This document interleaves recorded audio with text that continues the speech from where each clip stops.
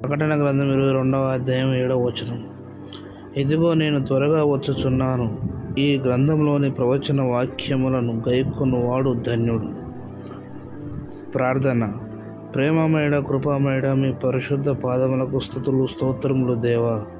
ప్రభువా, మేము వాక్యమును చదవడం మాత్రమే కాదు, ధ్యానించి పాటించే బుద్ధి జ్ఞానమును మా హృదయంలో పుట్టించండి నాయన. నామ మాత్రపు క్రైస్తవులుగా మేము ఉండకుండా మీ నామాన్ని నమ్ముకొని ప్రకటించే క్రైస్తవ జీవితం మాకు అనుగ్రహించండి తండ్రి. నాయన, మీ వాక్యంతో మా ప్రవర్తన సరిచేసుకొని మేము ఏమాత్రం తప్పిపోకుండా మీ సన్మార్గంలో నడిచేలా సహాయం చేయండి దేవా. లోకానికి, లోక ఆకర్షణలకు చోటు ఇవ్వకుండా లోక రక్షకుడైన మీకే మా హృదయంలో చోటిచ్చి మీ రాకడకై సిద్ధపాటు కలిగి ఉండే ధన్యత మాకు ఇవ్వండి దేవా.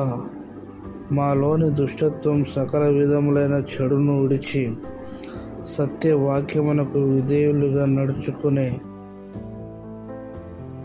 సహృదయం, సత్యమైన దేవుడైన మిమ్మును ప్రకటించి మహిమపరిచే జ్ఞానం, ధైర్యం ఇవ్వమని వేడుకుంటూ, నమ్ముట నీ వలనైతే నమ్మువానికి సమస్తమును సాధ్యమే అన్న విశ్వాసంతో యేసయ్య పరిశుద్ధ నామంలో ప్రార్థించి పొందుకున్నాము పరమ తండ్రి. ఆమేన్.